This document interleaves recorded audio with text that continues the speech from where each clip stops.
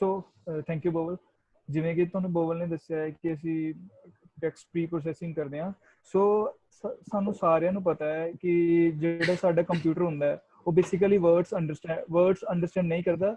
ਸੋ ਅਸੀਂ ਕੀ ਕਰਦੇ ਹਾਂ, ਵਰਡਸ ਨੂੰ ਨੰਬਰਸ 'ਚ ਕਨਵਰਟ ਕਰਨ ਦੀ ਕੋਸ਼ਿਸ਼ ਕਰਦੇ ਹਾਂ।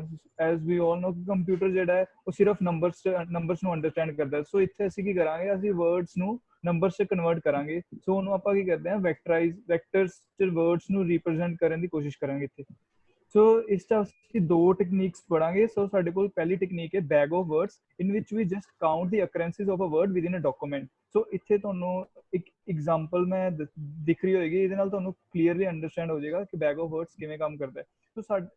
ਸੋ ਇੱਥੇ ਤੁਹਾਨੂੰ ਸਭ ਤੋਂ ਪਹਿਲਾਂ ਦੋ ਟਰਮਸ ਬਾਰੇ ਮੈਂ ਤੁਹਾਨੂੰ ਦੱਸਾਂਗਾ, ਇੱਕ ਹੁੰਦਾ ਕਾਰਪਸ ਔਰ ਇੱਕ ਹੁੰਦਾ ਡਾਕੂਮੈਂਟ।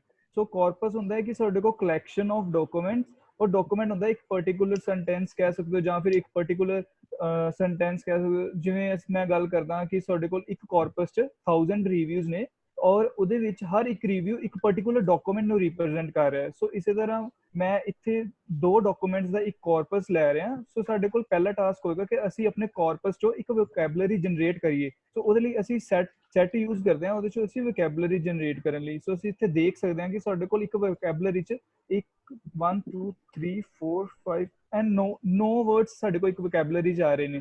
ਸੋ ਅਸੀਂ ਪਹਿਲੇ ਸੈਂਟੈਂਸ ਦੀ ਅਗਰ ਗੱਲ ਕਰੀਏ ਤਾਂ ਅਸੀਂ ਦੇਖਦੇ ਹਾਂ ਕਿ ਮੈਰੀ ਵਰਡ ਕਿ ਉਸ ਸੈਂਟੈਂਸ 'ਚ ਕਿੰਨੀ ਵਾਰ ਅਪੀਅਰ ਹੋ ਰਿਹਾ ਹੈ। ਤਾਂ ਇੱਥੇ ਮੈਰੀ ਦੇਖੀਏ ਤਾਂ ਮੈਰੀ ਇੱਕ ਸਿੰਗਲ ਟਾਈਮ ਸਾਡੇ ਕੋਲ ਅਪੀਅਰ ਹੋ ਰਿਹਾ। ਸੋ ਇੱਥੇ ਸਾਡੇ ਕੋਲ ਮੈਰੀ ਲਈ ਸਾਡੇ ਕੋਲ ਵੀ ਹੈਵ 1। ਸੋ ਇਸੇ ਤਰ੍ਹਾਂ ਅਸੀਂ ਕਾਊਂਟ ਕੈਲਕੂਲੇਟ ਕਰਾਂਗੇ ਹਰ ਇੱਕ ਵੋਕੈਬਲਰੀ 'ਚ ਵਰਡ ਦਾ, ਔਰ ਉਹਦੀ ਅਸੀਂ ਨੰਬਰਿੰਗ ਕਰਾਂਗੇ ਉਹਦਾ। ਸੋ ਅਗਰ ਇੱਥੇ ਅਸੀਂ ਹੈਪੀ ਵਰਡ ਦੀ ਗੱਲ ਕਰੀਏ ਤਾਂ ਇਸ ਸੈਂਟੈਂਸ 'ਚ ਸਾਡੇ ਕੋਲ ਹੈਪੀ ਨਹੀਂ ਹੈ। ਸੋ ਇਸ ਲਈ ਇੱਥੇ ਅਸੀਂ 0 ਲਿਖ ਰਹੇ ਹਾਂ। ਇਸੇ ਤਰ੍ਹਾਂ ਅਸੀਂ ਹਰ ਇੱਕ ਵੋਕੈਬਲਰੀ 'ਚ ਵਰਡ ਲਈ ਉਹਦੀ ਅਸੀਂ ਅਕਰੈਂਸਿਸ ਨੂੰ ਅਸਾਈਨ ਕਰ ਦਾਂਗੇ ਆਪਣੀ ਬੈਗ ਆਫ ਵਰਡਸ 'ਚ। ਸੋ ਅਗਰ ਸੈਕਿੰਡ ਸੈਂਟੈਂਸ ਦੀ ਮੈਂ ਗੱਲ ਕਰਾਂ ਤਾਂ ਇੱਥੇ ਮੈਰੀ ਜਿਹੜਾ ਮੇਰੇ ਕੋਲੇ ਉਹ ਮਤਲਬ ਹੈ ਨਹੀਂ, ਇਸ ਲਈ ਮੈਂ ਇੱਥੇ ਕੀ 0 ਲਿਖ ਰਿਹਾ। ਬਟ ਅਗਰ ਮੈਂ ਇਸ ਦੀ ਗੱਲ ਕਰਾਂ ਤਾਂ ਇੱਥੇ ਇਸ ਸਾਡੇ ਕੋਲ 2 ਟਾਈਮ ਅਪੀਅਰ ਹੋ ਰਿਹਾ। ਸੋ ਦੈਟਸ ਵਾਈ ਮੈਂ ਇੱਥੇ 2 ਮੈਂਸ਼ਨ ਕਰ ਰਿਹਾ। ਇਸੇ ਤਰ੍ਹਾਂ ਮੈਂ ਕੈਲਕੂਲੇਟ ਕਰ ਸਕਦਾ ਹਰ ਇੱਕ ਵਰਡ ਦੀ ਅਕਰੈਂਸ ਆਪਣੀ ਵੋਕੈਬਲਰੀ 'ਚ। ਸੋ ਇਸ ਤਰ੍ਹਾਂ ਜੇ ਮੈਂ ਅਗਰ ਇਸ ਤਰ੍ਹਾਂ ਸਾਡੇ ਕੋਲ ਹਰ ਇੱਕ ਡਾਕੂਮੈਂਟ ਲਈ ਵੈਕਟਰ ਜਨਰੇਟ ਹੁੰਦਾ ਹੈ। ਤਾਂ ਅਗਰ ਮੈਂ ਵੈਕਟਰ ਦੇ ਸਾਈਜ਼ ਦੀ ਗੱਲ ਕਰਾਂ ਤਾਂ ਉਸ ਵੈਕਟਰ ਦਾ ਸਾਈਜ਼ ਹੁੰਦਾ 1 ਇਨਟੂ ਸਾਈਜ਼ ਆਫ ਵੋਕੈਬਲਰੀ। ਜਿਵੇਂ ਮੈਂ ਤੁਹਾਨੂੰ ਦੱਸਿਆ ਸੀ ਕਿ ਇੱਥੇ ਸਾਡੇ ਕੋਲ ਸਾਈਜ਼ ਆਫ ਵੋਕੈਬਲਰੀ 9 ਸੀ। ਸੋ ਸਾਡੇ ਕੋਲ ਵੈਕਟਰ ਦਾ ਸਾਈਜ਼ ਆ ਜਾਏਗਾ 1 ਇਨਟੂ 9। ਇਸੇ ਤਰ੍ਹਾਂ ਮੈਂ ਮਤਲਬ ਆਪਣੇ ਡਾਕੂਮੈਂਟ ਨੂੰ ਵੈਕਟਰਸ 'ਚ ਕਨਵਰਟ ਕਰ ਸਕਦਾ using bag of words. But ਇੱਥੇ ਸਾਡੇ ਕੋਲ ਇੱਕ ਪ੍ਰੋਬਲਮ ਅਰਾਈਜ਼ ਹੁੰਦੀ ਹੈ ਜਦੋਂ ਅਸੀਂ ਬੈਗ ਆਫ ਵਰਡਸ ਨੂੰ ਯੂਜ਼ ਕਰਦੇ ਹਾਂ।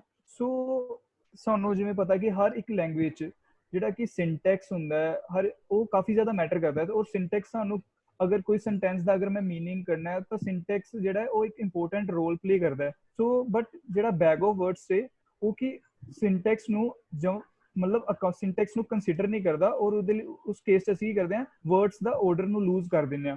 ਸੋ ਉਸ ਪ੍ਰੋਬਲਮ ਨੂੰ ਸੋਲਵ ਕਰਨ ਲਈ ਅਸੀਂ ਕੀ ਕਰਦੇ ਹਾਂ, ਲੈਟ ਪ੍ਰੀਜ਼ਰਵ ਸਮ ਆਰਡਰਿੰਗ। ਅਸੀਂ ਕੀ ਕੁਝ ਲੋਕਲ ਆਰਡਰਿੰਗ ਨੂੰ ਪ੍ਰੀਜ਼ਰਵ ਕਰਨ ਦੀ ਕੋਸ਼ਿਸ਼ ਕਰਦੇ ਹਾਂ। ਸੋ ਉਸ ਕੇਸ ਸਾਡੇ ਕੋਲ ਇੱਕ ਐਨਗ੍ਰਾਮਸ ਦਾ ਕੰਸੈਪਟ ਆਉਂਦਾ ਹੈ।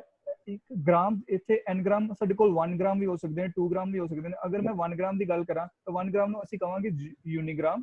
ਸੋ ਇੱਥੇ ਸਾਡੇ ਕੋਲ ਜਿਹੜਾ ਡਾਕੂਮੈਂਟ ਹੈ ਉਹ ਹੈ ਦਿਸ ਇਜ਼ ਅ ਸੈਂਟੈਂਸ।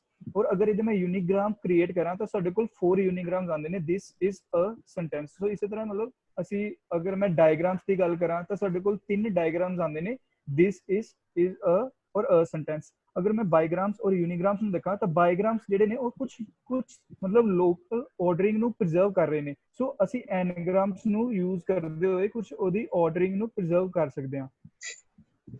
ਸੋ ਇੱਥੇ ਮੈਂ ਜਿਵੇਂ ਐਗਜ਼ਾਮਪਲ ਦਵਾਂ, ਜਿਵੇਂ ਇੱਕ ਮੇਰੇ ਕੋਲ ਕਾਰਪਸ ਸੀ ਜਿਸ ਦੇ ਅੰਦਰ 3 ਡਾਕੂਮੈਂਟ ਸੀ ਮੇਰੇ ਕੋਲ, good movie, not a good movie ਔਰ ਡਿਡ ਨਾਟ ਲਾਈਕ। ਔਰ ਮੈਂ ਇਸ ਦੇ ਮੈਂ ਕੁਝ ਬਾਈਗ੍ਰਾਮਸ ਨੂੰ ਐਜ਼ ਮਤਲਬ ਬਾਈਗ੍ਰਾਮਸ ਨੂੰ ਯੂਜ਼ ਕਰ ਰਿਹਾ। ਤਾਂ ਔਰ ਗੁੱਡ ਮੂਵੀ ਨੂੰ ਮੈਂ ਇੱਥੇ 1 ਮੈਂਸ਼ਨ ਕਰਿਆ। ਸੋ ਇਸ ਦੇ ਨਾਲ ਮਤਲਬ ਸਾਡੀ ਕੁਝ ਐਕੂਰੇਸੀ ਇੰਪਰੂਵ ਹੋ ਸਕਦੀ ਹੈ ਅਗਰ ਮੈਂ ਬਾਈਗ੍ਰਾਮਸ ਨੂੰ ਯੂਜ਼ ਕਰਾਂ ਇੰਸਟੈਡ ਆਫ ਯੂਨੀਗ੍ਰਾਮਸ। ਮਤਲਬ ਯੂਨੀਗ੍ਰਾਮਸ ਪਲਸ ਬਾਈਗ੍ਰਾਮਸ ਯੂਜ਼ ਕਰਾਂ ਤਾਂ ਮੇਰੀ ਇਸ ਨਾਲ ਕਾਫੀ ਕੁਝ ਮਤਲਬ ਐਕੂਰੇਸੀ ਇੰਪਰੂਵ ਹੋ ਸਕਦੀ ਹੈ।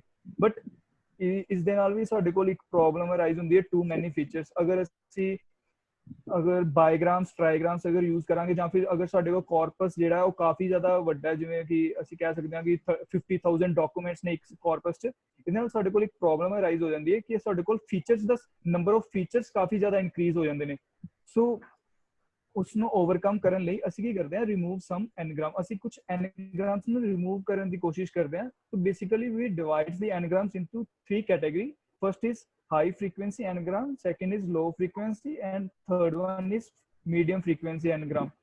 So अगर मैं high frequency anagrams ਦੀ ਗੱਲ ਕਰਾਂ ਤਾਂ ਤੁਸੀਂ high frequency anagrams ਤੋਂ ਸਾਡੇ ਕੋਲ ਆ ਜਾਂਦੇ ਨੇ articles, preposition, ਜਿਵੇਂ ਕਿ ਅਸੀਂ ਦੇਖ ਸਕਦੇ ਹਾਂ the and, ਇਹ ਜਿਹੜੇ ਹੁੰਦੇ ਨੇ ਇਹ ਬੇਸਿਕਲੀ ਆਲਮੋਸਟ ਹਰ ਇੱਕ ਸੈਂਟੈਂਸ 'ਚ ਹਰ ਇੱਕ ਯੂਜ਼ਰ ਜਿਹੜਾ ਹੈ ਕਿ ਉਹ ਯੂਜ਼ ਕਰਦਾ ਹੈ। ਸੋ ਅਸੀਂ ਕੀ ਕਰਦੇ ਹਾਂ, ਹਾਈ ਫ੍ਰੀਕੁਐਂਸੀ ਐਨਗ੍ਰਾਮਸ ਨੂੰ, ਜਿਹਨਾਂ ਨੂੰ ਅਸੀਂ ਸਟਾਪ ਵਰਡਸ ਵੀ ਕਹਿੰਦੇ ਹਾਂ, ਉਹਨਾਂ ਨੂੰ ਅਸੀਂ ਰਿਮੂਵ ਕਰਨ ਦੀ ਕੋਸ਼ਿਸ਼ ਕਰਦੇ ਹਾਂ।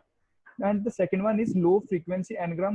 Suppose अगर कोई आदमी अगर कोई रिव्यू लिख रहा है और वो मिसटाइप कर दिंदा है ਜਾਂ ਫਿਰ ਮਤਲਬ ਕੁਝ ਮਿਸਟਾਈਪ ਕਰ ਦਿੰਦਾ ਕਿਸੇ ਵਰਡ ਨੂੰ ਲਿਖਣ ਟਾਈਮ, ਸੋ ਉਹ ਸਾਡੇ ਕੋਲ ਜਿਹੜੇ ਹੁੰਦੇ ਨੇ ਉਹ ਹਾਂ ਉਹ ਸਾਡੇ ਕੋਲ ਜਿਹੜੇ ਹੁੰਦੇ ਨੇ ਉਹ low frequency anagrams ਹੁੰਦੇ ਨੇ। so we don't need them, otherwise we likely to overfit।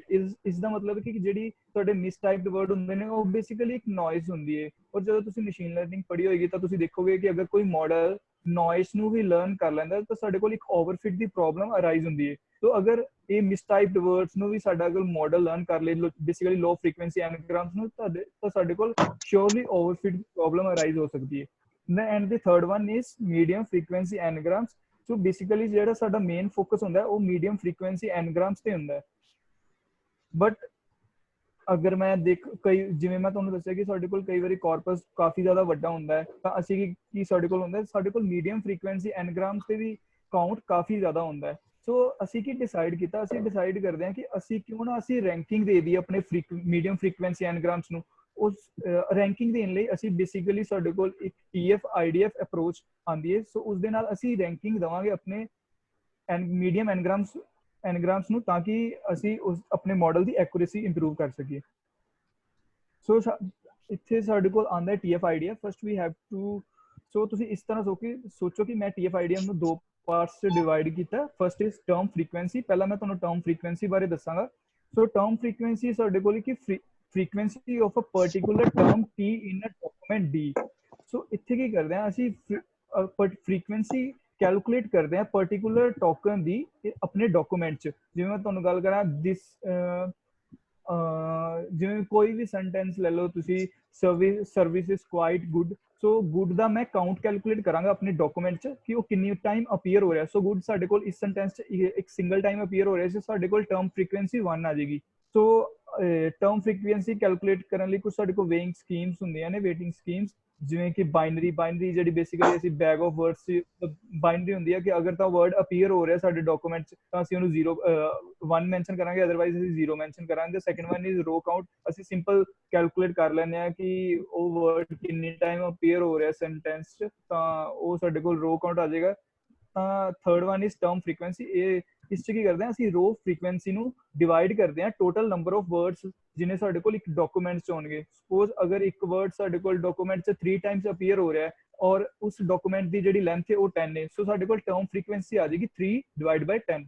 ਤਾਂ ਇਸ ਨੂੰ ਨਾਰਮਲਾਈਜ਼ ਕਰਨ ਲਈ ਅਸੀਂ ਲੌਗ ਨਾਰਮਲਾਈਜੇਸ਼ਨ ਯੂਜ਼ ਕਰਦੇ ਹਾਂ। ਅਸੀਂ ਕੀ ਕਰਦੇ ਹਾਂ, ਅਸੀਂ ਜੋ ਸਾਡੇ ਕੋਲ ਟਰਮ ਫ੍ਰੀਕੁਐਂਸੀ ਆਉਂਦੀ ਹੈ ਅਸੀਂ ਉਹਨੂੰ ਲੌਗ ਫੰਕਸ਼ਨ ਨੂੰ ਐਜ਼ ਅ ਇਨਪੁਟ ਦਿੰਦੇ ਹਾਂ ਔਰ ਜਿਹੜੀ ਸਾਡੇ ਕੋਲ ਰਿਜ਼ਲਟ ਆਉਂਦਾ ਉਹ ਨਾਰਮਲਾਈਜ਼ਡ ਆ ਜਾਂਦਾ ਹੈ। ਤਾਂ ਅਸੀਂ ਕੀ ਕਰਦੇ ਹਾਂ, ਲੌਗ ਇੱਕ ਸਾਡੇ ਕੋਲ ਮੋਨੋਟੋਨਿਕ ਫੰਕਸ਼ਨ ਹੁੰਦਾ ਜਿਹੜਾ ਕਿ ਆਰਡਰ ਆਫ ਮਤਲਬ ਫੰਕਸ਼ਨ ਮਤਲਬ ਕਿ ਆਪਣਾ ਆਰਡਰ ਨੂੰ ਪ੍ਰੀਜ਼ਰਵ ਕਰਦਾ। ਜਿਵੇਂ ਐਕਸਪੋਜ਼ ਕਰ ਲਓ ਇੱਕ ਮੇਰੇ ਕੋਲ ਫੰਕਸ਼ਨ ਹੈ ਜਿਹੜਾ ਕਿ ਇਨਕਰੀਜ਼ਿੰਗ ਟ੍ਰੈਂਡ ਫੋਲੋ ਕਰ ਰਿਹਾ ਹੈ। ਸੋ ਅਗਰ ਮੈਂ ਉਸ ਫੰਕਸ਼ਨ ਨੂੰ ਲੌਗ ਫੰਕਸ਼ਨ ਨੂੰ ਉਹ ਮੈਂ ਇਨਪੁਟ ਦਾਂਗਾ ਕਿ ਤਾਂ ਲੌਗ ਕੀ ਕਰੇਗਾ, ਲੌਗ ਜਸਟ ਉਹਦਾ ਸਕੇਲ ਨੂੰ ਰਿਡਿਊਸ ਕਰ ਦੇਗਾ ਉਸ ਫੰਕਸ਼ਨ ਦੀ, ਬਟ ਉਹਦਾ ਆਰਡਰ ਜਿਹੜਾ ਉਹ ਪ੍ਰੀਜ਼ਰਵ ਰਹੇਗਾ। ਅਗਰ ਉਹ ਇਨਕਰੀਜ਼ਿੰਗ ਟ੍ਰੈਂਡ ਫੋਲੋ ਕਰ ਰਿਹਾ ਤਾਂ ਉਹ ਇਨਕਰੀਜ਼ਿੰਗ ਟ੍ਰੈਂਡ ਹੀ ਫੋਲੋ ਕਰੇਗਾ। ਯੈਸ ਬਾਬਾ? ਨਹੀਂ ਠੀਕ ਹੈ ਬਿਲਕੁਲ। ਤਾਂ ਉਹ ਇਨਕਰੀਜ਼ਿੰਗ ਟ੍ਰੈਂਡ ਹੀ ਫੋਲੋ ਕਰੇਗਾ। ਅਗਰ ਕੋਈ ਮੇਰਾ ਫੰਕਸ਼ਨ ਡਿਕਰੀਜ਼ਿੰਗ ਟ੍ਰੈਂਡ ਫੋਲੋ ਕਰ ਰਿਹਾ ਔਰ ਮੈਂ ਉਹਨੂੰ ਲੌਗ ਫੰਕਸ਼ਨ ਨੂੰ ਐਜ਼ ਅ ਇਨਪੁਟ ਦੇ ਦੇਣਾ ਉਹ ਫੰਕਸ਼ਨ, ਤਾਂ ਲੌਗ ਫੰਕਸ਼ਨ ਜਸਟ ਸਕੇਲ ਨੂੰ ਰਿਡਿਊਸ ਕਰੇਗਾ ਬਟ ਉਹਦਾ ਜਿਹੜਾ ਆਰਡਰ ਹੈ ਉਹ ਉਹਨੂੰ ਪ੍ਰੀਜ਼ਰਵ ਕਰੇਗਾ। And the second one is inverse document frequency. So ਇੱਥੇ ਅਸੀਂ ਦੇਖਦੇ ਹਾਂ ਕਿ is the total number of document in a corpus. So let ਅਸੀਂ assume ਕਰਦੇ ਹਾਂ ਕਿ ਸਾਡੇ ਕੋਲ ਇੱਕ corpus ਹੈ ਜਿਹਦੇ ਅੰਦਰ 1000 ਡਾਕੂਮੈਂਟਸ ਨੇ, ਸੋ n equals to 1000 ਹੋ ਜਾਏਗਾ। ਔਰ ਅਸੀਂ ਇੱਥੇ ਕੀ ਕਰਾਂਗੇ, ਪਾਰਟਿਕੂਲਰ ਅਸੀਂ ਕਰਾਂਗੇ ਨੰਬਰ ਆਫ, ਅਸੀਂ ਹਰ ਇੱਕ ਟੋਕਨ ਲਈ ਅਸੀਂ ਕੈਲਕੂਲੇਟ ਕਰਾਂਗੇ ਕਿ ਉਹ ਟੋਕਨ ਸਾਡੇ ਕੋਲ ਕਿੰਨੇ ਨੰਬਰ ਆਫ ਡਾਕੂਮੈਂਟਸ 'ਚ ਅਪੀਅਰ ਹੋ ਰਿਹਾ ਹੈ। ਸੋ ਇਸ ਟਰਮ ਦੀ ਵੈਲਿਊ ਅਸੀਂ ਉਸ ਤਰ੍ਹਾਂ ਕੈਲਕੂਲੇਟ ਕਰਾਂਗੇ ਕਿ number of documents where term T appear. ਅਗਰ ਸਪੋਜ਼ ਕਰ ਲਓ, ਅਗਰ ਜਿਵੇਂ ਮੈਂ ਤੁਹਾਨੂੰ ਦੱਸਿਆ ਕਿ ਮੇਰੇ ਇੱਕ ਕਾਰਪਸ 'ਚ 1000 ਆਫ ਡਾਕੂਮੈਂਟ ਨੇ, ਔਰ ਇੱਕ ਮੈਂ ਟੋਕਨ ਦੀ ਗੱਲ ਕਰਾਂ ਐਕਸੀਲੈਂਟ, ਔਰ ਐਕਸੀਲੈਂਟ ਜਿਹੜਾ ਮੇਰੇ ਕੋਲ ਟੋਕਨ ਹੈ ਉਹ 5 ਟਾਈਮਸ ਅਪੀਅਰ ਹੋ ਰਿਹਾ ਹੈ ਮੇਰੇ 5 ਟਾਈਮ ਅਪੀਅਰ ਹੋ ਰਿਹਾ ਹੈ ਇੱਕ ਡਾਕੂਮੈਂਟ 'ਚ। ਸੋ ਮੇਰੇ ਕੋਲ ਇੱਥੇ ਡਾਕੂਮੈਂਟ ਫ੍ਰੀਕੁਐਂਸੀ ਦੀ ਵੈਲਿਊ ਆ ਜਾਏਗੀ 5 ਡਿਵਾਈਡ ਬਾਈ 1000। ਬਟ ਸਾਨੂੰ ਲੋੜ ਹੈ ਇਨਵਰਸ ਡਾਕੂਮੈਂਟ ਫ੍ਰੀਕੁਐਂਸੀ ਦੀ, ਸੋ ਅਸੀਂ ਕੀ ਕਰਦੇ ਹਾਂ ਉਸਦਾ ਰੈਸੀਪਰੋਕਲ ਕਰ ਦਿੰਦੇ ਹਾਂ। ਸੋ ਸਾਡੇ ਕੋਲ ਆ ਵੈਲਿਊ ਆਉਂਦੀ n divide by this value. So ਜਿਵੇਂ ਮੈਂ ਤੁਹਾਨੂੰ ਦੱਸਿਆ ਕਿ ਨਾਰਮਲਾਈਜ਼ ਕਰਨ ਲਈ ਆਪਣੀ ਵੈਲਿਊ ਨੂੰ ਮੈਂ log ਫੰਕਸ਼ਨ ਦਾ ਯੂਜ਼ ਕਰਦਾ, ਸੋ ਇੱਥੇ ਮੈਂ log ਫੰਕਸ਼ਨ ਦਾ ਯੂਜ਼ ਕਰ ਰਿਹਾ। ਤਾਂ TF IDF ਦੀ ਵੈਲਿਊ ਕੈਲਕੂਲੇਟ ਕਰਨ ਲਈ ਮੈਂ ਸਿੰਪਲ TF ਦੀ ਵੈਲਿਊ ਜੋ ਮੇਰੇ ਕੋਲ ਇੱਥੇ ਟਰਮ ਫ੍ਰੀਕੁਐਂਸੀ ਦੀ ਵੈਲਿਊ ਆਏਗੀ ਉਹਨੂੰ ਮੈਂ ਇਨਵਰਸ ਡਾਕੂਮੈਂਟ ਫ੍ਰੀਕੁਐਂਸੀ ਨਾਲ ਮਲਟੀਪਲਾਈ ਕਰਕੇ ਮੈਂ ਆਪਣੀ TF IDF ਦੀ ਵੈਲਿਊ ਕੈਲਕੂਲੇਟ ਕਰ ਦਾਂਗਾ, ਔਰ ਉਸ ਦੇ ਹਿਸਾਬ ਨਾਲ ਮੈਂ ਆਪਣੇ ਮੀਡੀਅਮ ਫ੍ਰੀਕੁਐਂਸੀ ਐਨਗ੍ਰਾਮਸ ਦੀ ਰੈਂਕਿੰਗ ਦੇ ਸਕਦਾ। ਤਾਂ ਜਿਵੇਂ ਤੁਸੀਂ ਇੱਥੇ ਦੇਖ ਸਕਦੇ ਹੋ ਕਿ ਗੁੱਡ ਮੂਵੀ, ਜਿਵੇਂ ਮੈਂ ਇੱਥੇ ਗੱਲ ਕਰਾਂ ਡਿਡ ਨੋਟ ਦੀ ਗੱਲ ਕਰਦਾ ਮੈਂ, ਤਾਂ ਡਿਡ ਨੋਟ ਦੀ ਅਗਰ ਮੈਂ ਡਾਕੂਮੈਂਟ ਫ੍ਰੀਕੁਐਂਸੀ ਕੈਲਕੂਲੇਟ ਕਰਾਂ ਤਾਂ ਉਹ ਦੇਖਾਂ ਤਾਂ ਮੈਂ ਉਹ ਜਸਟ ਸਿੰਗਲ ਟਾਈਮ ਅਪੀਅਰ ਹੋ ਰਿਹਾ ਹੈ, ਮਤਲਬ ਇੱਕ ਡਾਕੂਮੈਂਟ 'ਚ ਅਪੀਅਰ ਹੋ ਰਿਹਾ ਹੈ, ਉਹ ਥਰਡ ਡਾਕੂਮੈਂਟ 'ਚ ਅਪੀਅਰ ਹੋ ਰਿਹਾ। ਸੋ ਇਸ ਦੀ ਡਾਕੂਮੈਂਟ ਫ੍ਰੀਕੁਐਂਸੀ ਸਾਡੇ ਕੋਲ ਕਾਫੀ ਘੱਟ ਹੈ, ਸੋ ਦੈਟਸ ਵਾਈ ਸਾਡੇ ਕੋਲ ਇੱਥੇ ਜਿਹੜੀ ਵੈਲਿਊ 0.47 ਆ ਰਹੀ ਹੈ, but good movie the value ਸਾਡੇ ਕੋਲ 0.17 ਆ ਰਹੀ ਹੈ, ਕਿਉਂਕਿ ਗੁੱਡ ਮੂਵੀ ਸਾਡੇ ਕੋਲ 2 ਟਾਈਮ ਅਪੀਅਰ ਹੋ ਰਿਹਾ ਹੈ। ਸੋ ਇਸ ਤਰ੍ਹਾਂ ਅਸੀਂ ਮਤਲਬ ਰੈਂਕਿੰਗ ਦੇਖ ਸਕਦੇ ਹਾਂ ਆਪਣੇ ਮੀਡੀਅਮ ਫ੍ਰੀਕੁਐਂਸੀ ਐਨਗ੍ਰਾਮਸ ਨੂੰ। ਸੋ ਇਸ ਦੀ ਮੈਂ ਇੰਪਲੀਮੈਂਟੇਸ਼ਨ ਤੁਹਾਨੂੰ ਦਿਖਾ ਦਿੰਦਾ, ਮੈਂ ਕਰੀ ਸੀ। ਹਾਂਜੀ, ਜੇ ਸਾਡੇ ਕੋਲ ਇੱਕ SK ਲਰਨ ਲਾਇਬ੍ਰੇਰੀ ਹੁੰਦੀ ਜਿਸ ਦੇ ਅੰਦਰ ਜਿਹੜਾ ਕਿ ਸਾਨੂੰ TF IDF ਵੈਕਟਰਾਈਜ਼ਰ ਪ੍ਰੋਵਾਈਡ ਕਰਦਾ, ਅਸੀਂ ਸਿੰਪਲ ਇਹਨੂੰ ਇੰਪੋਰਟ ਕਰਕੇ ਅਸੀਂ TF IDF ਦੀ ਵੈਲਿਊ ਯੂਜ਼ ਕਰ ਸਕਦੇ ਹਾਂ। ਸੋ ਇੱਥੇ ਮੈਂ TF IDF ਵੈਕਟਰਾਈਜ਼ਰ ਨੂੰ ਇੰਪੋਰਟ ਕਰਿਆ ਸੀ, ਔਰ ਉਸਨੂੰ ਮੈਂ ਸਭ ਤੋਂ ਪਹਿਲਾਂ ਤਾਂ ਮੈਂ ਇਨੀਸ਼ੀਅਲਾਈਜ਼ ਕਰ ਰਿਹਾ। ਅਗਰ ਤੁਹਾਨੂੰ ਇੱਥੇ ਦਿਖ ਰਿਹਾ ਹੋਏਗਾ ਕਿ ਇੱਥੇ ਮੈਂ 3 ਪੈਰਾਮੀਟਰਸ ਇਨੀਸ਼ੀਅਲਾਈਜ਼ ਕਰੇ ਹੋਏ ਨੇ, minimum document frequency, maximum document frequency and n-gram range। अगर मैं minimum document frequency ਦੀ ਗੱਲ ਕਰਾਂ ਤਾਂ ਇਸ ਦਾ ਮਤਲਬ ਮੈਂ ਇੱਥੇ 2 ਸੈੱਟ ਕਰੀ ਹੋਈ ਹੈ। ਇਸ ਦਾ ਮਤਲਬ ਕਿ ਮੈਂ ਸਿਰਫ ਉਹੀ ਟੋਕਨਸ ਕੰਸੀਡਰ ਕਰਾਂਗਾ ਜਿਹੜੇ ਕਿ ਮੋਰ ਦੈਨ ਮਤਲਬ 2 ਡਾਕੂਮੈਂਟਸ 'ਚ ਟੋਕਨ ਅਪੀਅਰ ਹੋ ਰਹੇ ਨੇ।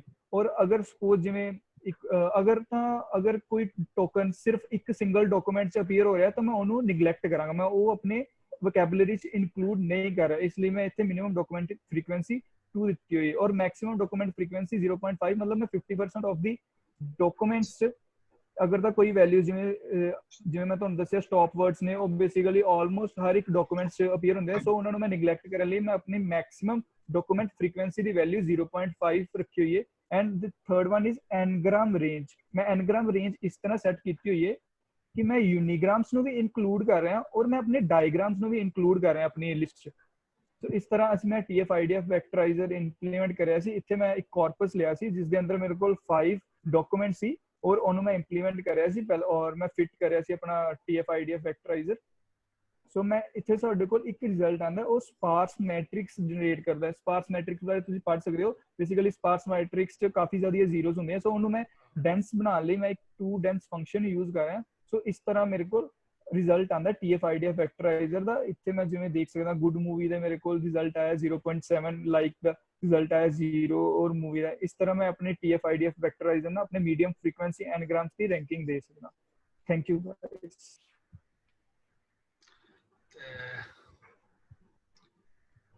ਇਸ ਕਰਨ ਇੱਥੇ ਇੱਕ ਚੀਜ਼ ਐਡ ਕਰਨਾ ਚਾਹਾਂਗਾ, ਤਾਂ ਜਿਹੜੇ ਪਿਛਲੇ ਆਪਣੀ ਸਲਾਈਡ ਸੀਗੀਆਂ ਜਿੱਥੇ ਆਪਾਂ TF IDF ਸਕੋਰ ਕੱਢਿਆ ਸੀਗਾ, ਤਾਂ ਜਿੱਥੇ ਆਪਾਂ 0.17 ਐਂਡ 0.47 ਦੱਸ ਰਹੇ ਸੀਗੇ ਹਨਾ, ਤਾਂ ਉੱਥੇ 0.47 ਉਹਨੇ ਜ਼ਿਆਦਾ ਸਕੋਰ ਦਿੱਤਾ ਸੀ ਤੇ 0.17 ਘੱਟ ਦਿੱਤਾ ਸੀਗਾ। ਤਾਂ ਉਹ ਇੱਕ ਵਾਰੀ ਇਹ ਚੀਜ਼ ਤੋਂ ਥੋੜਾ ਐਕਸਪਲੇਨ ਕਰਦੇ ਵੀ bag of word the context 'ਚ ਉਹ ਚੀਜ਼ ਇਦਾਂ ਕਿਉਂ ਆਈ ਤੇ ਉਹਦਾ ਕੀ ਆਪਾਂ ਨੂੰ ਬੈਨੀਫਿਟ ਹੋਇਆ, ਥੋੜਾ ਮੋਰ ਕਲੈਰਿਟੀ ਆ ਜਾਏਗੀ।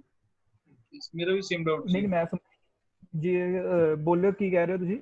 ਤੂੰ ਸਲਾਈਡ ਖੋਲ ਇੱਕ ਮਿੰਟ ਦੁਬਾਰਾ ਉਹ ਲਈ ਜਿੱਥੇ ਆਪਾਂ TF IDF ਸਕੋਰ ਖੋਲਿਆ ਸੀਗਾ। ਹਾਂ ਖੋਲਿਆ ਇਹ ਵਾਲੀ ਸਲਾਈਡ। ਹਾਂ ਸਾਨੂੰ ਦਿਖ ਨਹੀਂ ਰਹੀ, PPT ਓਪਨ ਕਰ ਇੱਕ minute.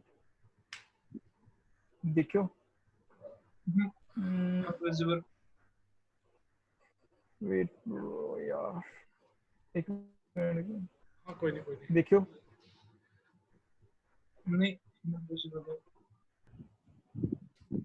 okay Bubble surely I will answer your question yes ਅਗਰ ਇੱਥੇ Bubble ਦੇਖੇ ਤੂੰ ਤਾਂ ਇੱਥੇ ਸਾਡੇ ਕੋਲ 3 sentences ਸੀ ਜਿਵੇਂ ਮੈਂ ਤੁਹਾਨੂੰ ਐਗਜ਼ਾਮਪਲ 'ਚ ਮੈਂ ਤੁਹਾਨੂੰ ਦੱਸ ਰਿਹਾ ਸੀ ਤਾਂ ਅਗਰ ਮੈਂ ਇੱਥੇ ਕਹਾਂ ਕਿ ਸਾਡਾ ਮੇਨ ਮੋਟਿਵ ਹੁੰਦਾ ਕਿ TF IDF ਸਕੋਰ ਨੂੰ ਅਸੀਂ ਹਾਈ ਰੀਚ ਕਰਨਾ high TF IDF score is reached by high TF score and low DF score ਮਤਲਬ ਅਸੀਂ DF ਸਕੋਰ ਇੱਥੇ ਕੈਲਕੂਲੇਟ ਕਰਾਂਗੇ ਸਪੋਜ਼ ਅਗਰ ਮੈਂ ਇੱਥੇ ਗੱਲ ਕਰਾਂ ਡਿਡ ਨੋਟ ਦੀ ਜਿਵੇਂ ਇੱਥੇ ਡਿਡ ਨੋਟ ਦਾ ਸਾਡੇ ਕੋਲ TF IDF ਵੈਲਿਊ ਆ ਰਹੀ 0.47 ਬਟ ਸਾਡੇ ਕੋਲ ਗੁੱਡ ਮੂਵੀ ਦੀ ਵੈਲਿਊ ਆ ਰਹੀ 0.7 ਉਹਦਾ ਰੀਜ਼ਨ ਇਹ ਵੇ ਕਿ ਅਗਰ ਮੈਂ ਡਾਕੂਮੈਂਟ ਫ੍ਰੀਕੁਐਂਸੀ ਜਿਵੇਂ ਮੈਂ ਤੈਨੂੰ ਦੱਸਿਆ ਸੀ ਤੁਹਾਨੂੰ ਦੱਸਿਆ ਸੀ ਕਿ ਡਾਕੂਮੈਂਟ ਫ੍ਰੀਕੁਐਂਸੀ ਹੁੰਦੀ ਕਿ ਉਹ ਪਾਰਟਿਕੂਲਰ ਗ੍ਰਾਮ ਦੀ ਮੈਂ ਕੈਲਕੂਲੇਟ ਕਰਨਾ ਕਿ ਉਹ ਕਿੰਨੇ ਡਾਕੂਮੈਂਟਸ 'ਚ ਅਪੀਅਰ ਹੋ ਰਿਹਾ ਹੈ ਜਿਵੇਂ ਇੱਥੇ did note just single time appear ਹੋ ਰਿਹਾ ਹੈ ਸੋ ਇਸ ਦੇ ਬਟ ਗੁੱਡ ਮੂਵੀ ਜਿਹੜਾ ਹੈ ਉਹ 2 ਟਾਈਮਸ ਅਪੀਅਰ ਹੋ ਰਿਹਾ ਹੈ so inverse document frequency good movie ਦੀ as compare to did not ਕਾਫੀ ਜ਼ਿਆਦਾ ਮਤਲਬ ਘੱਟ ਹੋਏ ਸੋ ਇੱਥੇ ਤਾਂ ਕਰਕੇ ਡਿਡ ਨੋਟ ਦੀ ਵੈਲਿਊ 0.47 ਆ ਰਹੀ ਹੈ